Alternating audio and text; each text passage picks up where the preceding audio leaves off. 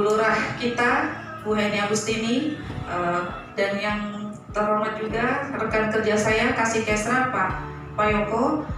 Ya, izin hari ini saya berikan waktu oleh Bu Lurah dan Pak Yoko untuk menyampaikan ini seperti yang Ibu lihat di slide di depan, sosialisasi pengelolaan sampah dan limbah B3. Sebelum kita masuk materi, apa sih bentuk-bentuk pengelolaan sampah dan limbah B3? Saya mau ajak ibu-ibu nonton video sebentar. Ya Bu ya? Ya. Wiren izin.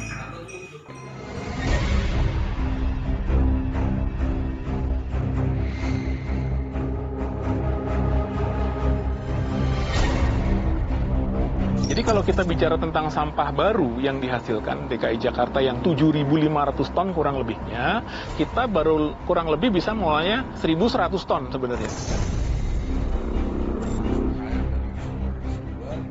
Di diagnosanya kena infeksi paru. Memang udaranya juga nggak bagus-bagus banget kan di sini. Jauh dari bagus lah, karena memang jaraknya deket banget dengan TPA.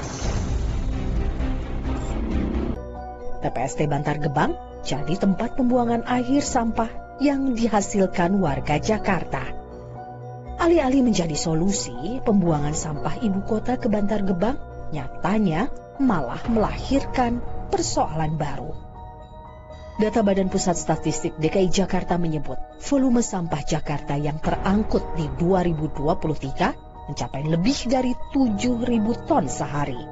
Seluruhnya berakhir di Bantar Gebang. Dari total sampah harian yang dibuang di Bantar Gebang, hanya sekitar 13%-nya saja yang bisa diolah. Sisanya hanya ditumpuk dan berakhir jadi gunungan sampah. Dinas Lingkungan Hidup Provinsi DKI Jakarta tak menampik. Pengolahan sampah di Bantar Gebang masih menyisakan PR. Jadi kalau kita bicara tentang sampah baru yang dihasilkan DKI Jakarta yang 7.500 ton kurang lebihnya, kita baru kurang lebih bisa mulainya 1.100 ton sebenarnya. Jadi PR kita masih 6.500 ton kurang lebih. Masyarakat memilah sampah diklaim telah dilakukan pemerintah, namun butuh waktu untuk melihat hasilnya. Wali kota di sini sudah bergerak, kemudian camat, kemudian lurah, SKPD yang lain. Ini sangat bergerak gitu untuk bisa menggerakkan masyarakatnya melakukan pengurangan sampah di sumber. Tadi Bapak yang tadi sampaikan bahwa istrinya terkena paru-paru karena lokasi rumahnya berdekatan dengan Bantar Gebang. Nah, ini adalah latar belakang sampah warga DKI Jakarta Bu, yang tadi sebutkan di video bahwa setiap harinya itu adalah warga Jakarta membuang sampah ke Bantar Gebang 7, sekian ton per hari. Dari tahun 2014 sampai tahun 2019 meningkat ya Bu. Tapi alhamdulillah di tahun 2020 dan 2021 menurun. Artinya gimana menurun kenapa Bu?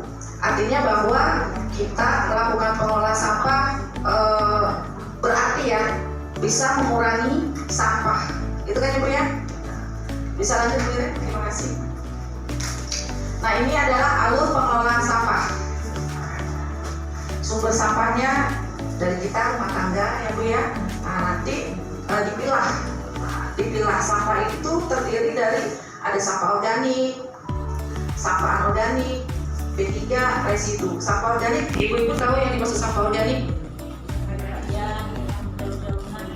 Sampah hasil rumah tangga yang masih bisa kita daur ulang. Sampah anorganik, sampah dia bisa daur ulang, tapi prosesnya memakan waktu lama. Bahkan bisa sampai beratus-ratus tahun Bu. Coba ibu bayangkan kalau kita mau sampah anorganik, sampai anak cucu kita tuh masih ada sampah Bu, ya. Lalu sampah B3 dan residu itu tidak jauh beda, itu adalah sampah yang bersifat racun berbahaya dengan kebersihan lingkungan kita.